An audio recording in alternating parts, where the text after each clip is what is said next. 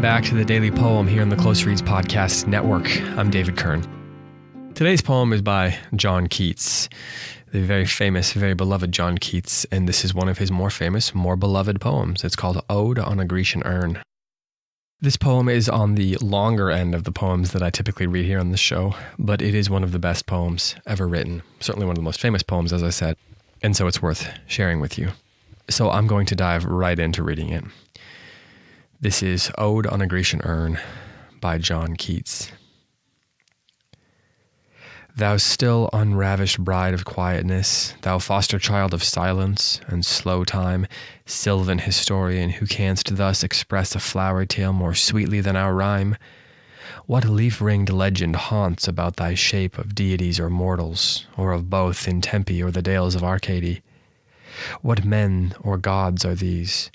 What maiden's loth, what mad pursuit, what struggle to escape, what pipes and timbrels, what wild ecstasy?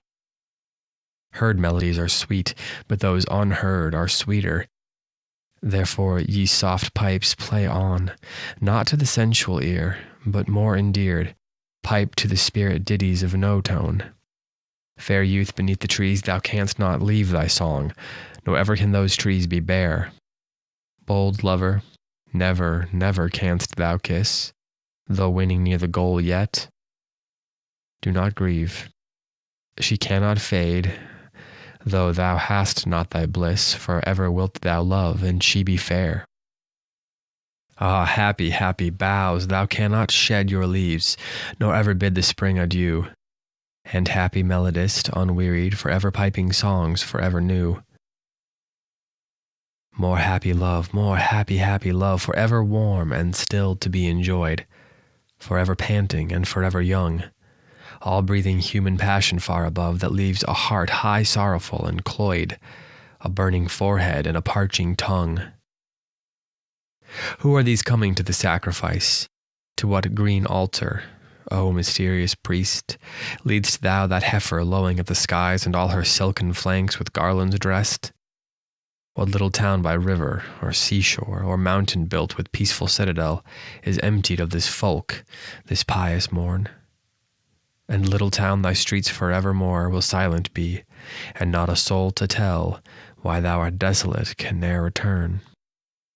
O Attic shape, fair attitude, with breed of marble men and maidens overwrought with forest branches and the trodden weed, thou silent form dost tease us out of thought, as doth eternity. Cold pastoral, when old age shall this generation waste, thou shalt remain, amidst of other woe than ours. A friend to man, to whom thou sayest, beauty is truth, truth beauty. That is all ye know on earth, and all ye need to know. So, I've been reading a book, I think I may have mentioned it on the show before, called Why Poetry by Matthew Zapruder. It came out last year, I believe. And this is a wonderful book, and he has a wonderful passage about this poem. And I'd like to share this passage with you. This is in a chapter that focuses on Keats's idea of negative capability. And this is what he says. The thou, or you in the poem, is the urn. And the speaker is talking to it. The urn is married to quietness, though the two have not yet consummated their relationship. It's also an orphan. A foster child adopted by a couple my wife and I would feel quite okay about going on vacation with. Silence and slow time. The poet is looking at the figures on the urn. Legend, in this case, seems to refer to a less common definition of that word, which is an inscription on an object. The poet can't read the legend, the words on the urn.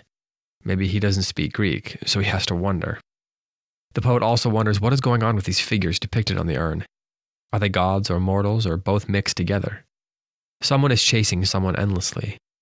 The poet looks with great care at every detail of the urn, falling deeper into the spell of its mysterious landscape, continuing to ask questions he cannot answer. The whole rest of the poem is driven by the energy of this not knowing. The poem is an experience of continual speculation and wondering. There's also a lot of contradiction in the poem. Right after the poet gets finished telling us that the urn is both a bride and a child of silence, he calls it a sylvan historian, a historian of the woods, one that expresses a flowery tale. That the offspring of silence would talk is, if not exactly a contradiction, at least unexpected. If in reading the poem you get distracted by an irritable need to come up with a consistent, coherent set of ideas that the speaker has in his feelings about the urn, an overall message about the urn, or silence, or time, or mortality, instead of thinking about the statements of the poem as a series of deeply felt, shifting, even contradictory thoughts, you will miss what is truly great about the experience of reading it. Maybe poems are not to be read for their great answers, but for their great, more often than not, unanswerable questions. Unlike every other use of language, poems are where contradictions and possibilities of the material of our meaning-making system are not an unfortunate and troubling ghost in the machine. They are brought forth to be celebrated. The role of the poem is to bring out all the aspects of language, its provisionality, uncertainty, slippage, as well as its miraculous ability to communicate, to mean. Consistency, logic, the pleasurable obligations of plot and setting and characters, those are conveniences for the poet, to be adopted or discarded at will. What are the marks of a failed language act everywhere else are, if not the mark of, at least the beginnings of poetry. And then a little bit more further ahead. Instead of objecting to or trying to reconcile with a single overarching interpretation the contradictions or lack of an overall coherence of thought in a poem, it is best to embrace that strangeness, to think about what questions it raises, and to let those questions lead us to the deeper thinking that poems exist to produce. When we read a poem, if it is doing what it is supposed to do, we are not irritably reaching after fact or reason, or some overall view of the world that will settle for once and for all the questions raised by the poem. We experience each moment in the poem as authentic and true, and the overall effect of this experience is to put us, as Vallieri writes, in the poetic state of mind.